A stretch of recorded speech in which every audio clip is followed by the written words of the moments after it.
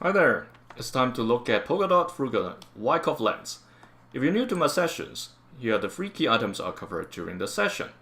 So let's start with the weekly chart.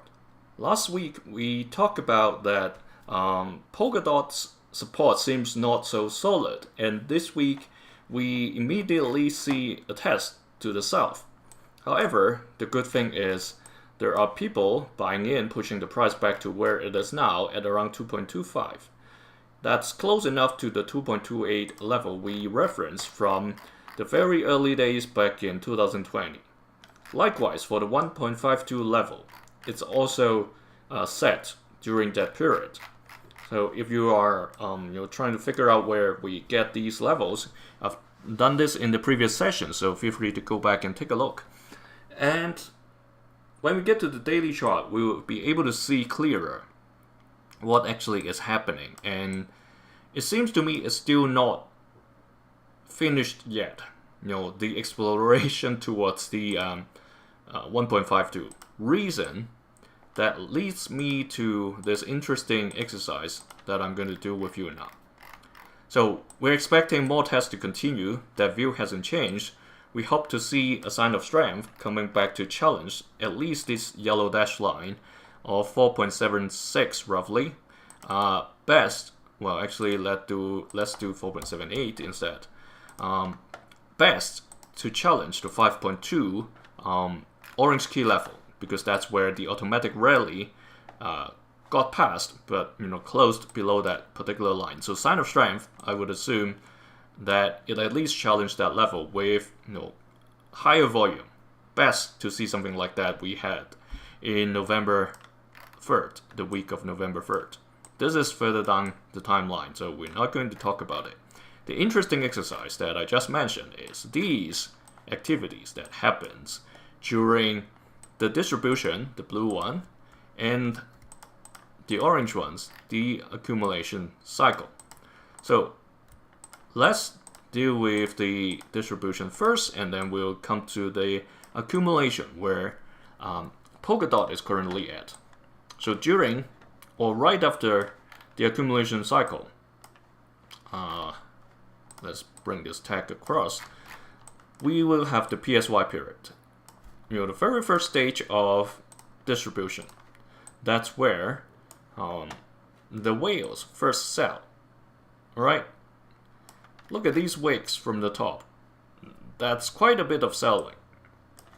Are retail going to do that much of a dent?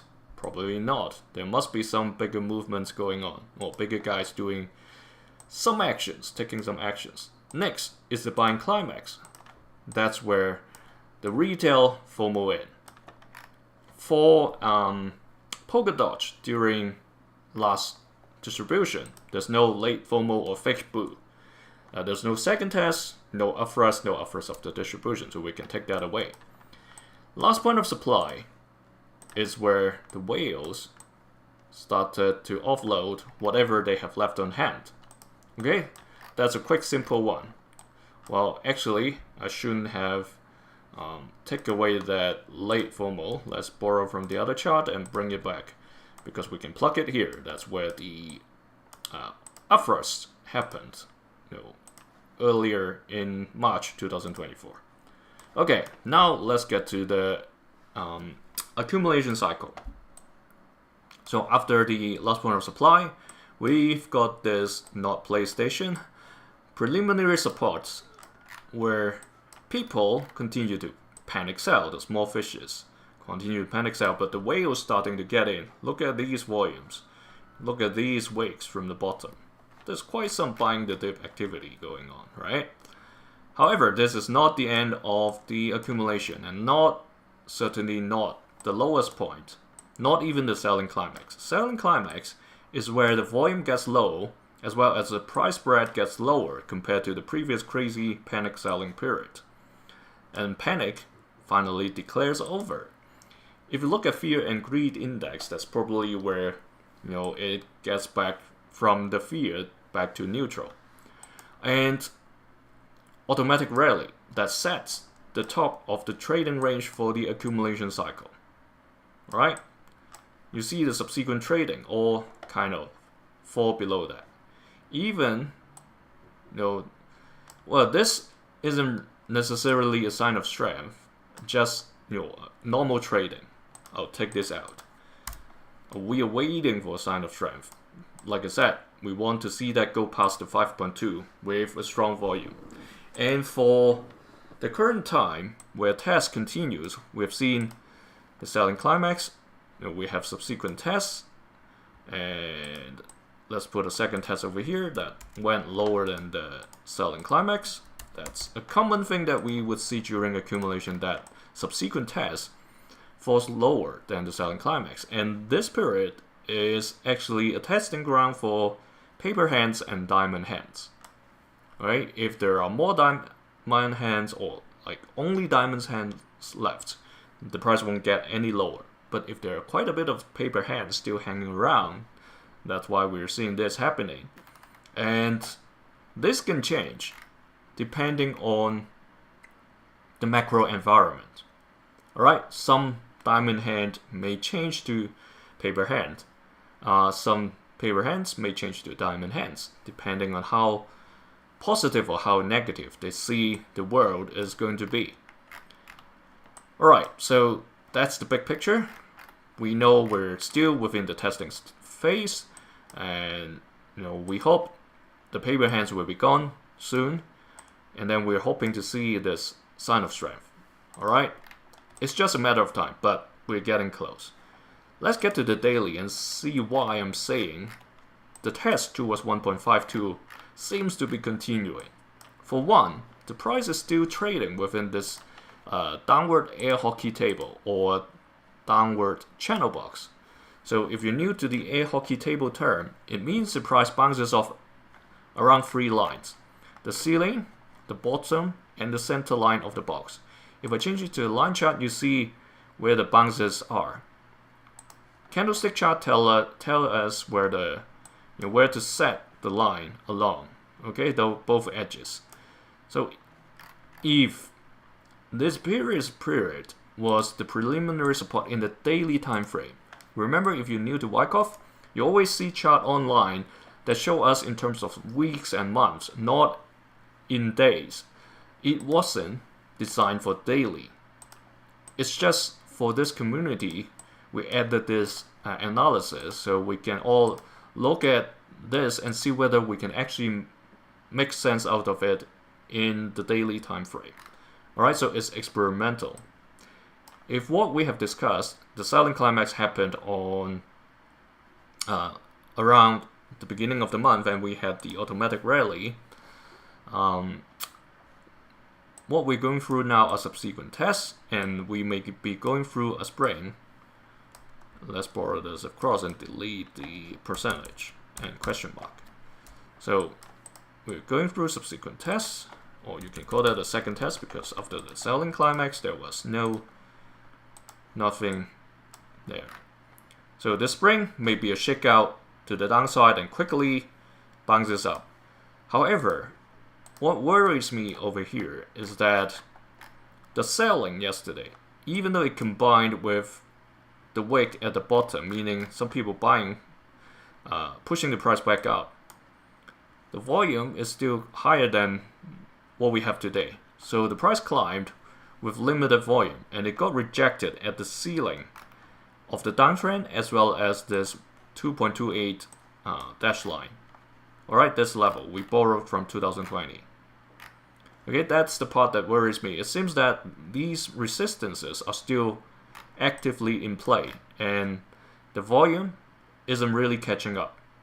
We want to see higher volume bars when the price goes up, and that's when the price or the trend change effectively kicks in.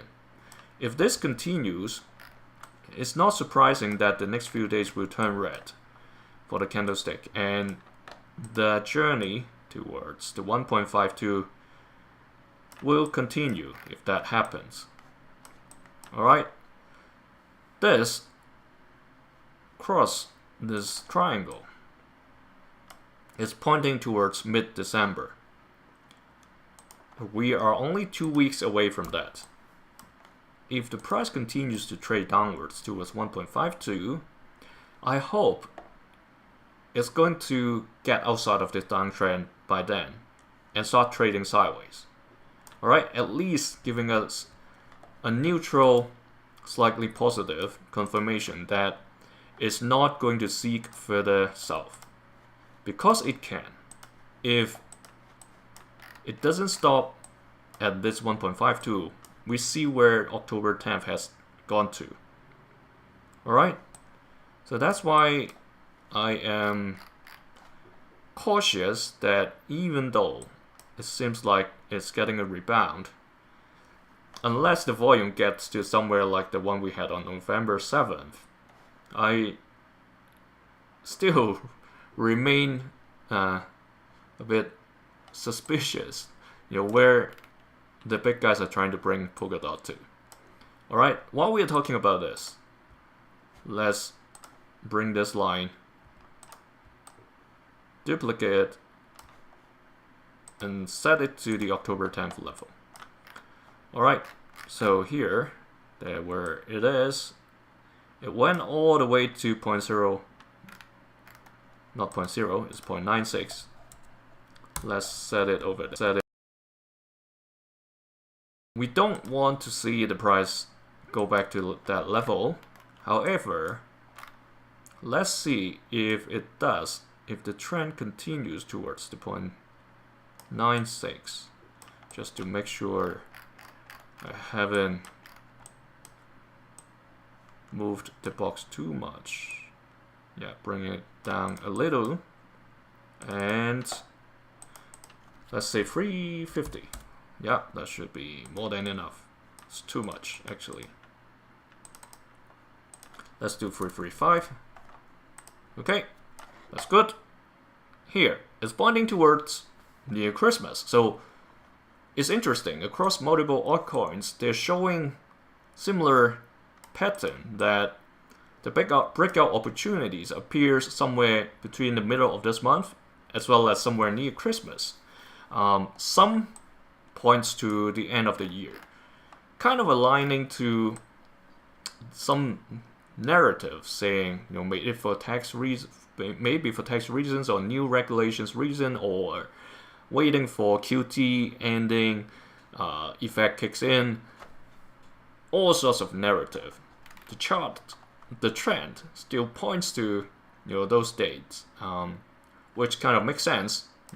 People or the big money may be waiting for 2026 to come in before they actually move the prices up again.